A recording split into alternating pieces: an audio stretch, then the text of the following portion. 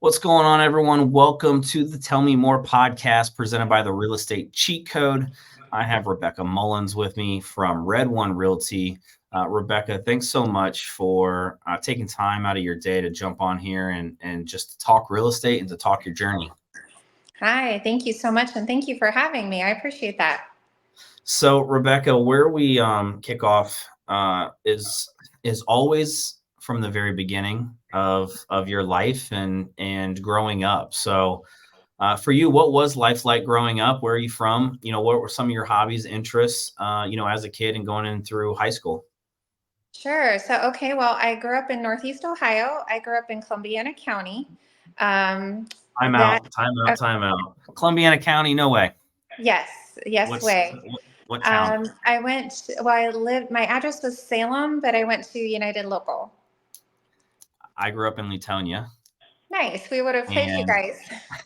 I grew up in Latonia. My grandparents are in Salem. My mom grew up in Salem. So Nice.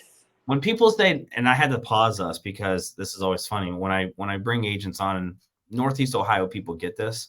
Yeah, Northeast Ohio is a wide range because everyone's so afraid to tell you the small town that they're actually from. So right. they just say Northeast Ohio. So, all right. Sorry, Rebekah. I think that's awesome because we're literally Neighbors. Yeah, minutes away. So. right. No, that is funny. So Columbiana County is home. So it went to United High School or United Local. There's a whole whopping, I think 105 of us graduating in that class year. But that was home. I grew up, we had a family farm, 275 acres. That was my grandfather's.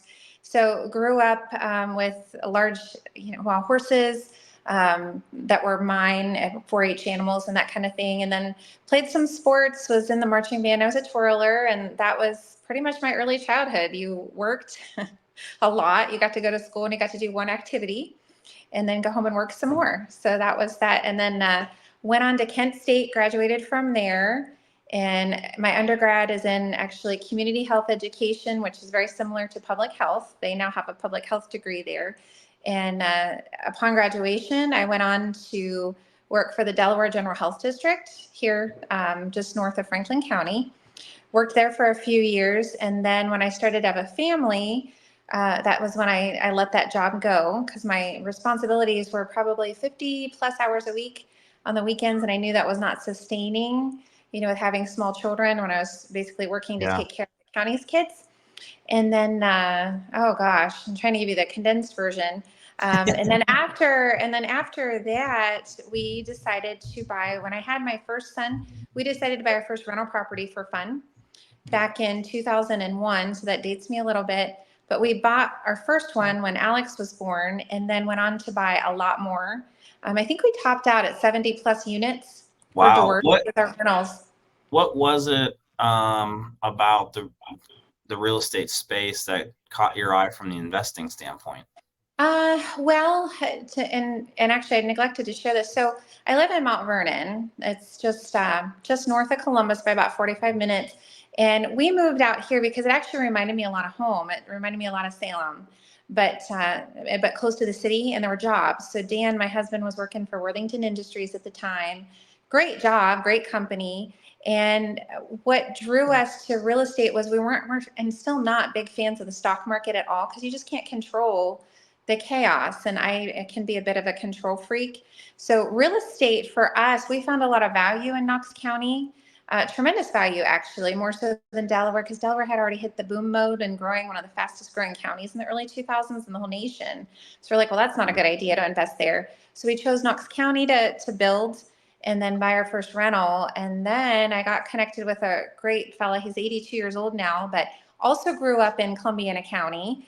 And he's like, I'm going to sell you for your first rental. And he went on and he's sold me probably 5 or 6 more after that. Acts a lot like my dad, but has kept us on track.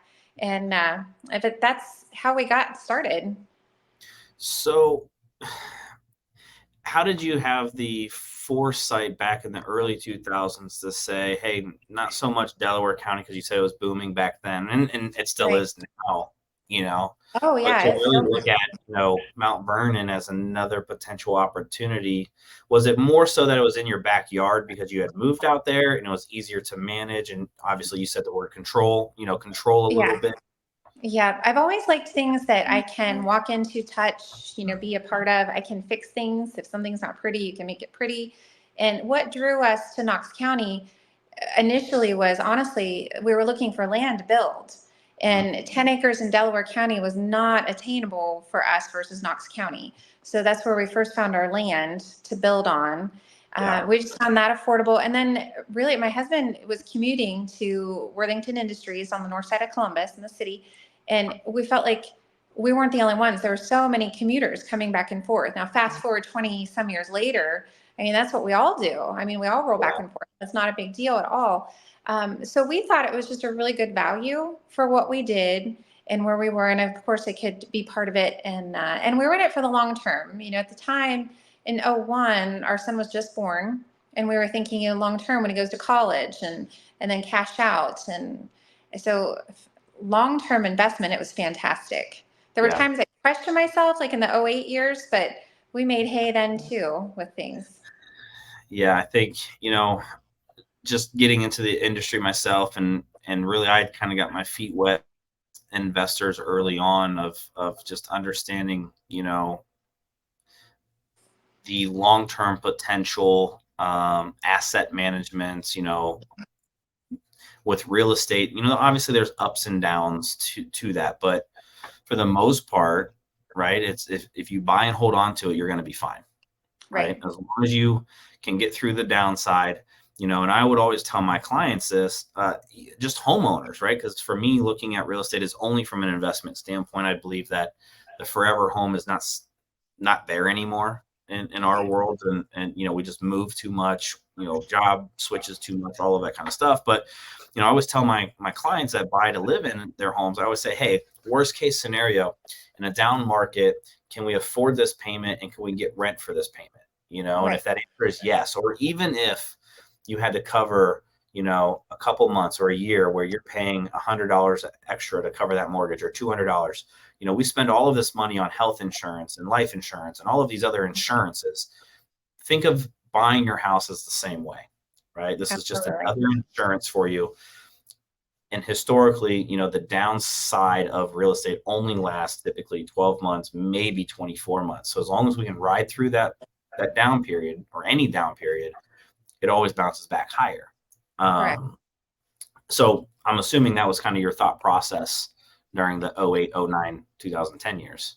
Actually, yeah. So the same fellow I mentioned, he had shared with us, if you can make it through a cycle of real estate, the ups and downs, and if you can make it through two, you will be wildly successful with it and get a great return on your investment.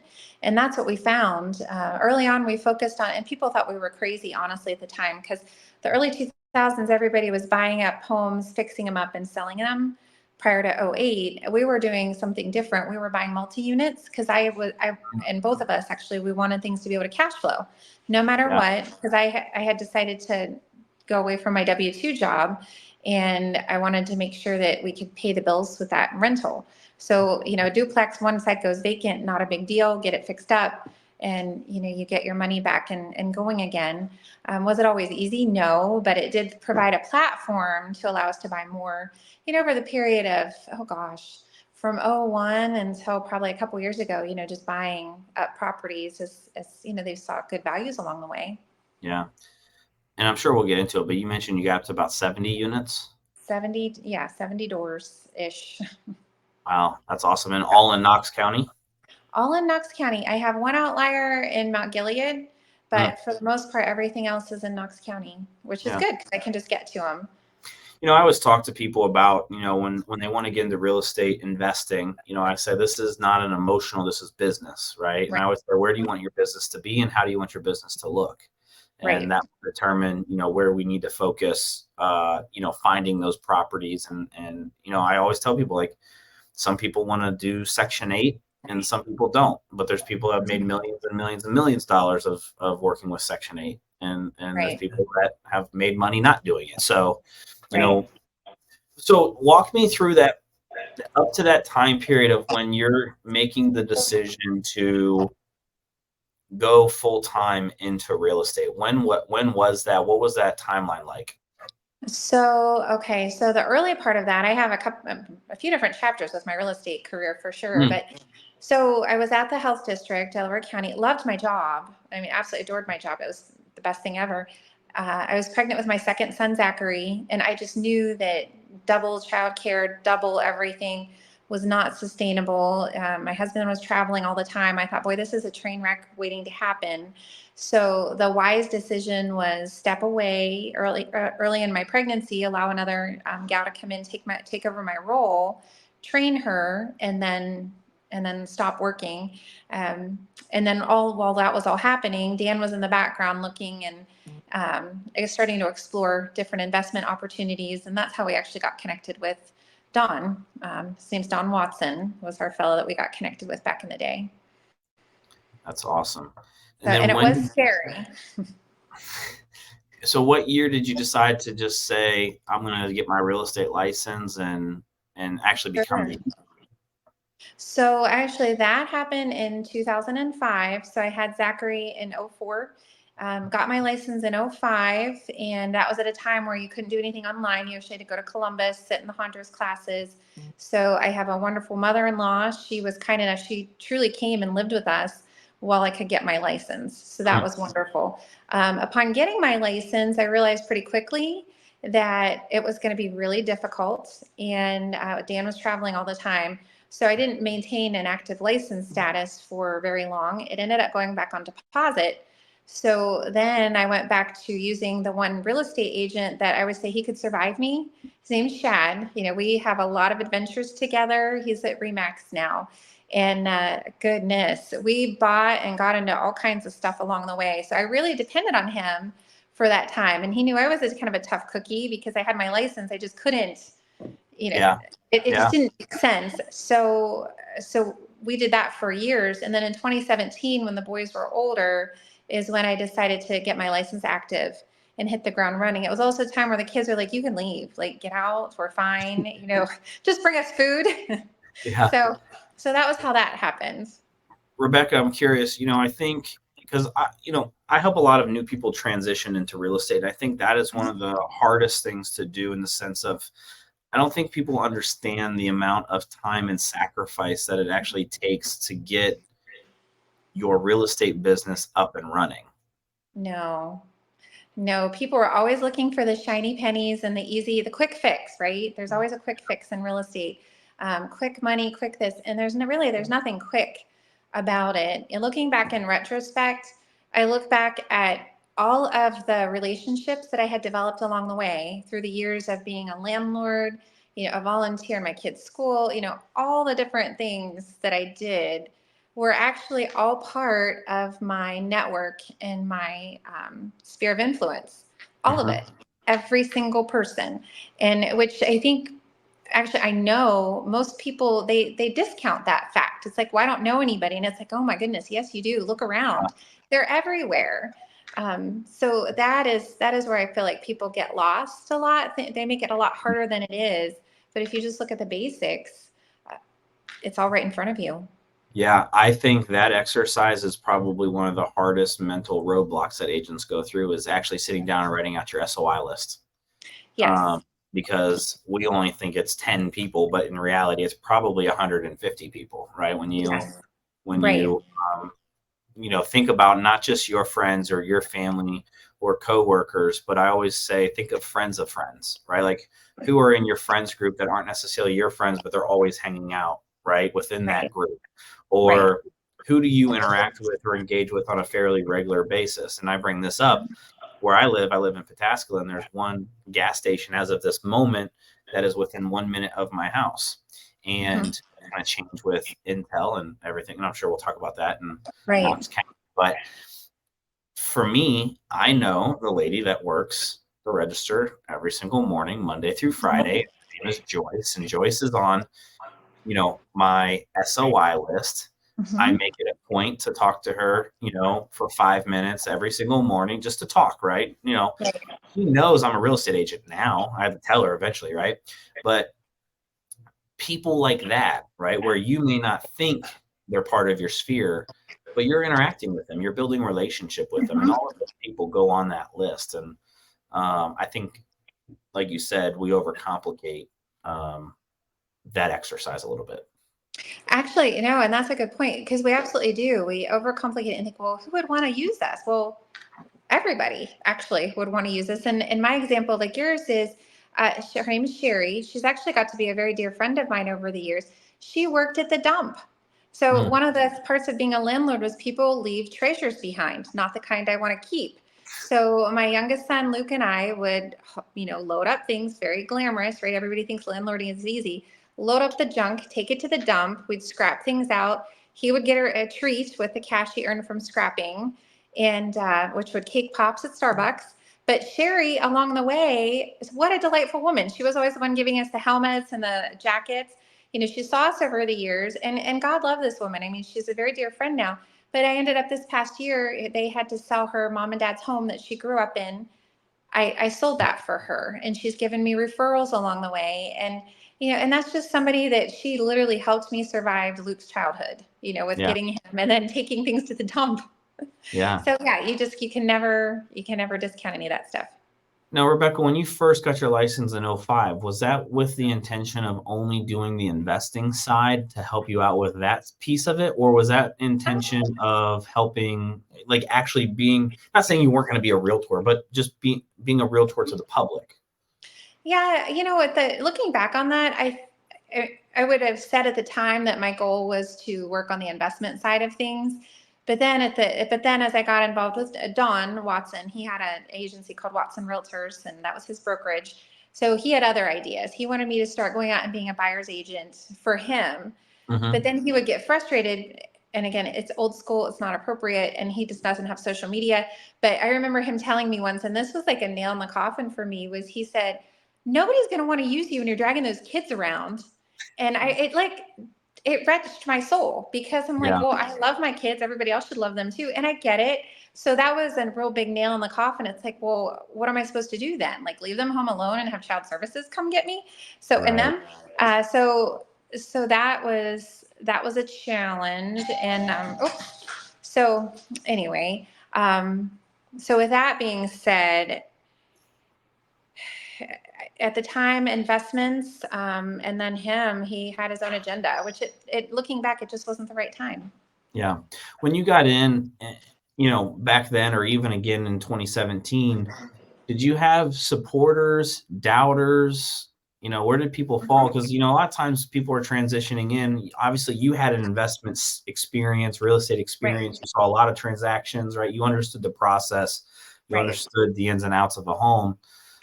But you are still moving to a commission-based business, right? Oh yeah, Um, yeah, and actually, that's a good point. So in 2017, there was a lot of moving parts. So my husband had actually left his job. He had a really, really great job, but there was some really not so great situations involved in that. So he took a non-compete and then ended up working at a local bank here in Mount Vernon for a year, which was, in hindsight, wonderful with all the relationships he made. But it was still a very severe reduction in pay, and I like the way I live, right? I mean, everybody does. yeah. So looking back on that, I was really motivated because it's not like, my mom passed away. I didn't have that support. My dad, he's just like, good luck, do whatever, but I can't help you. And then I'm thinking, well, heck, I like the way I live. And if I fail, I'm going to go live under a bridge, and I'm not doing that. So there's that a determination there that there was no option to fail. So Yeah. you had to really make a commitment every day on what you were going to do to be successful. Yeah, I always ask agents. It's not necessarily the financial. Some people are motivated by the financial side of things, but for me and just being in the business, and you kind of hit on this a little bit, it was more of a lifestyle. Like I always ask agents, Yeah. what's the lifestyle that you want to live? Because Hmm. selling 50 homes sounds great, and yes, you'll make a ton of money, but you Right. may not have the life that you want to live, right? Right. Because that's going to be a lot of time in the car. That's going to be a lot of phone calls with clients, a lot of phone calls with other agents, right? Hmm. So, I always question, like, what's the lifestyle that you want to live, and then let's design your business around that, so that way we can accomplish what you're trying to go after and do. And for you, it sounds like there was just, you didn't want there to be any other option, right? Like this is just what it Well, is. Right. At the end of the day, I mean, it wasn't going on extravagant vacations or buying a really fancy purses and jewelry. I just wanted to make sure at the time that I could pay my bills Mm-hmm. and we could keep our house, keep our house, keep everything going for the life that we worked so hard to build. And I Yeah. felt like this was just the next chapter and the next phase. And getting through it, like looking back on that, I would say I'm shocked in a lot of ways. It's like, wow, I really did that. But it comes down to mindset is really, really important. You have the mindset to succeed. Yeah. For me early on, it was I didn't want to move back home. Like I got in Mhm. right out of college. Yeah. And my first year is a little crazy. I got married and divorced within my first year of real estate. And there was the lifestyle of moving back home to a small town. And, Mhm. my dad would be charging me rent anyways, probably. Yeah. Um, I had no other option but to make it, right? Like, and when you have no other choice, you tend to do the things that you need to do in order to get the results that you're trying to get, which Right. is what I want to kind of talk to you next about. When you got back in 2017, what was your business like? Did you have any struggles in the beginning? Did you have instant success? Or, how did you focus on Mhm. growing your real estate business? Well, that's a great question. So, I was starting from scratch. I had no book of business to work off of. I just had a network. And I had to trust that people would believe in me enough to allow me to help them buy a home, which was really, really challenging. So it took, my husband and I, we developed a very long list of people that we knew. And just thinking about friends, acquaintances, and actually the very first couple that believed in me enough to help them buy a house. We were at the football fields, which if people know me, I'm always at the football fields because they have boys, and we're there. I'm going there tonight again with one of my boys, and it's February. Um, but it was a family that I knew really well from the football program. I volunteered with both of them, and we were just talking. She didn't realize that I had gotten my real estate license. They were looking to buy a house. They had been renting a home, and she was just like, "Oh my gosh, it's so overwhelming." And I'm like, "Wait, I have my real estate license. Why can't I help you?" We were just joking, but I had no sales. I had no experience. But you know what? Kevin and Jessica were absolutely amazing, and they believed in me enough to allow me to help them along the way. But so I just, if I didn't know, I asked a lot of questions. I depended on my broker a lot, and it ended up being a really successful transaction. And buying all these investment properties, I look back at that and I was like, man, I was kind of hard on them, not my buyers, but my sellers, getting my people the price they wanted because I was used to haggling. Yeah. So to me, that actually got to be really fun and still is. So. Yeah. No, I was just going to ask you, did you lean in on some of your strengths, which would be the investing side, to really kind of focus building your business? Yeah, yeah. And actually, one of the things with buying so many investment properties over the years, I was used to crawling around in basements. I was used to knowing what I was looking for because it Yeah. wasn't uncommon to go to a foreclosure sale or, getting a really dumpy house. And you just knew you were going to get dirty going in, looking at something. And obviously, what they bought a really nice home, but still the same concept. There's still Yeah. furnaces, hot water tanks. We looked at all those things, still watching for termites. So that was helpful. So I did lean in on just my life experiences to help them. Yeah. I think that's so important and key, and one that, maybe early on in my career, I didn't think would matter as much, but I coach on more now for sure is, lean into your strengths and don't worry about your weaknesses. Right. We all can bring something unique and special to the table when we're dealing with our clients. Right. I'm the first to admit that if you want a lovey-dovey type of experience when you're buying a home, that's not necessarily me. But if you want to approach buying a house as an investment or through an investment lens, even though you're going to be there to live there, Right. then that's kind of more my wheelhouse, right? Right. And I contribute that to running in and out of so many foreclosures and short sales and all of those types of distressed properties back in 2011 and 2012, to Right. where when someone asked me like, hey John, like, how much in repair are we talking to, I could give them a range, a pretty close range. It wouldn't be exact, but a pretty close range of like, hey, this bathroom's going to cost you, every bit of 10, or hey, this flooring is going to cost you probably 5, right? Or whatever the case may be. And a lot of people appreciate that. Right. And they do. So you're absolutely right. We lean into what we know, and what we don't know. That's why you have a broker, and they can, that's where you ask for help and give you guidance, and then keep on running with your clients. Lead me up to kind of current day, your real estate agent journey, 2017, 2018, 2019. How did you build your business? Was it all just through your sphere? Did you make any pivots? Just kind of lead me up to current day. Sure. So the brokerage I was with in 2017, I'm not with now. I'm actually on my third brokerage since 2017, and extremely happy, at this one. So that's a good thing. So there've been multiple pivots along the way with that. I went from a big corporate brokerage, to a small boutique brokerage, to a modest sized one based out of Central Ohio, which is growing. So those are some big pivots along the way. I don't have a team or anything like that. One of the, I would say, a big pivot that we've had is when my oldest son, Alex, was 18, I insisted that the kid get his real estate license. He's like, what am I doing? And I was like, just shut up and go get your real estate license. You're going to help your mother. Okay. Yeah. And he did. And I was really proud of him for that. So along the way, he's helped me with open houses and doing things. But now in retrospect, he says that's one of the best things he ever did for himself, because he'll be graduating from Ohio State, Fisher College of Business, with finance and real estate, and he thinks this is way sexier than residential, but now he's looking at commercial and what that looks like in the big city, since Columbus is growing and will continue to grow for a while. So it kind of propelled him in a direction, even though at the time he's like, what am I doing? So that's been helpful. So there's a mother-son duo going.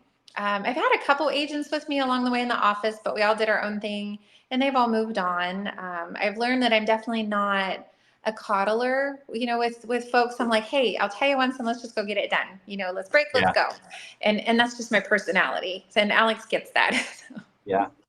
No, I love it. So I want to transition into kind of the future and where you want to go with things within the business. And, obviously you're, in Knox County, you've seen the growth, out that way. And now obviously with Intel, Right. being what, 20, 25 minutes from you, if that. It is. Yeah. So it's within a 30-minute radius from Mount Vernon. Yeah. So what's a couple things. What's something that you're looking to accomplish within the next 12 months? Sure. So in the next 12 months, it's always to beat last year's goals, which is pretty important to me. And in full transparency, and I can't believe I didn't mention this. So last year, on top of everything else, I was a top producer in my brokerage. I made the top 10 a couple of different times throughout the year. Nice. But I lost everything on January 12th last year. My house burnt down, like, to the ground. I lost everything. So you had that element. So I could have done a lot of things, like fail and just feel sorry for myself and not sell a single house, and which would have been a real mess, or double down. And I ended up last year, a lot of business was down more, give or take. So that was that in a challenging market. That was really good. So this year, my challenge for myself is, again, to do even better this year. Not necessarily on dollars, but just increase my business and my relationships, at least by what I did last year. To keep growing. Yeah. Which is good. What was it for you, as far as, someone going through a life-changing experience like that, to, you could easily have taken half of a year off, right? And sat in that moment and, be grateful, and also at the same time be scared, right? What was it for you that allowed you to just channel getting back into doing the business? Because I Sure. always tell agents that, the one great thing about our industry is, if you want to take today off, or this week off, or the next 2 weeks off, it doesn't hurt you in the moment, but it's going to hurt you down the road. Right. Right. And that's a big life-changing thing that, you could have easily taken 1, 2, 3 months off of work to Right. pick up the pieces, and you got a family and all of those things. but you decided that, no, I got to get back into my business and focus. Like, how did you go through that process? Well, the first couple months were honestly a blur. So January 12th was the day the fire happened. And then mind you, on January 13th, I had two closings at 8 a.m. in my Mhm. office. So, so I had to go buy clothes at Walmart that night, and make sure that I was at least had clean clothes to wear the next morning. But I dialed in on that. My both of those clients were wonderful people, and it was a life-changing event for them. Both of them, the one lady moving back to Mount Vernon, the other one was a first-time homeowner. So we really embraced each other through all of that. So it was a pretty emotional day. Mm. He's buying his house for the first time. She's coming home. And then I'm just happy I'm alive at that point, and so is the rest of my family. So that was an emotional day. And I realized how important relationships are, not that I didn't appreciate them before, but just the intensity of a Yeah. relationship. So that was a really big deal. And then it just the love and outpouring of so many people just to help me survive, because I didn't know where I was going to stay, what I was going to do. And it was just all of a sudden people started showing up. Clients and friends of mine were like, here, you're going to stay on our Airbnb. And then other friends were like, here, we have meals for you. Here, we have clothes. We have these things coming. And which really allowed me to regroup, rest, figure out what's happening. Because through it all, you had fire investigators at our house. We're picking through rubble in January, not fun by any means. And then, a couple weeks after it happened, you just start thinking, I can either let this just eat me alive, or I can really dial in. And that's what I did. I dialed in and I looked at my husband. I looked at my boys. I ran in and I saved my dog and my rabbit out of the house. So that was another challenge. I had everything I needed. And that was the big thing for me, is I just dialed in and I was like, well, if this is important to me, we're going to get our life back on track and we're going to get after it. And we did, all of us, my husband with his job, myself, my kids with their school. We just really focused as a family to just throw ourselves into what we needed to do to get through. Yeah. And fast forward to May, I was in the top 10 in my entire company. And I think there's like, I Wow. don't know, 800 people. And Wow. honestly, that was not my goal at all. My goal was not to be, oh, I want to be in the top 5 or whatever. My goal was just to make a difference, make an impact, and do my job well. And I looked up and I was like, I did what?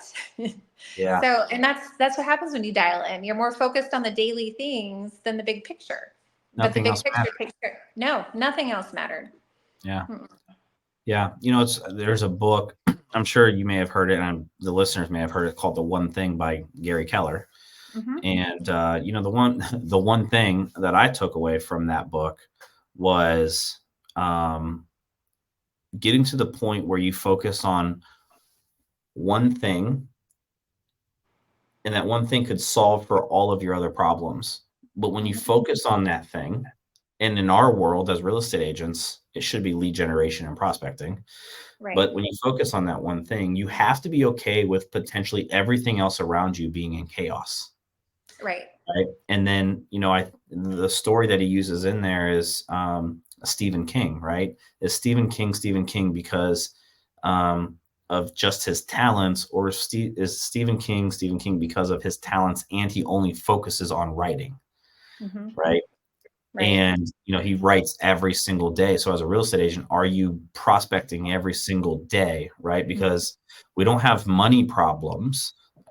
Coach Michael Burt, who's someone you guys should all follow, he says we don't have money problems. We have people problems.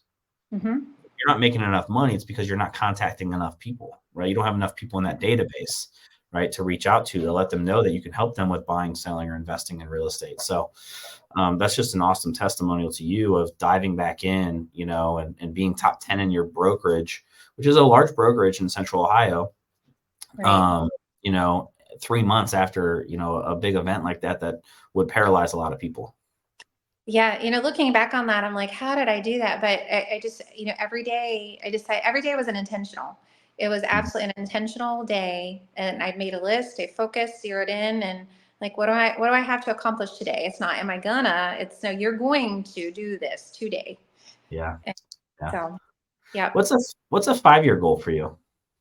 5 year goal, in 5 years, I would like to have some agents that are working with me. I would like to develop a team in that sense, not just anybody, but somebody who can handle me and I can handle them kind of thing. Cause scatterbrained and, all that. I'm sure it's just like anybody else, right? So that's something. And I enjoy the listing side. I enjoy the buyer side, but time can be my worst enemy. And, having that, so I have some buyer's agents that can help in that sense, because I do get a lot of leads from Realtor and Zillow and that kind of thing. And I feel sometimes, you're spread thin. So the 5-year goal would be to have that develop nicely so I can pick and choose, what I do and where I do. Yeah. Are you doing anything within the business to prepare for the impact that Intel will have out your way as far as your business goes? Um, well, yes and no. I've focused more on advertising, making sure my face is out there, doing more social media and that kind of thing. We know it's coming. There's a lot of unknowns, right? Because Intel, they just said there was a year delay on things, and we know there's people here. We just don't know how fast they're coming. So one of the things that I am a part of is the Knox Board of Realtors. I'm a second-year director there. And we're having a speaker come in from our Area Development Foundation in April just to talk about some things that they know of, because knowledge is power. So that's a big area of preparation that we have, just so we can understand collectively as agents, what are we doing? So we can collaborate, because that is important. And we know our market better than most up here, and, and what's coming. So that's a big area of preparation, and just that getting your face out there and advertising too is always a good thing. Yeah, for sure. Rebekah, what is a legacy goal of yours? A legacy goal of mine, you know, that's a great question. I think as far as that goes, I have 3 boys.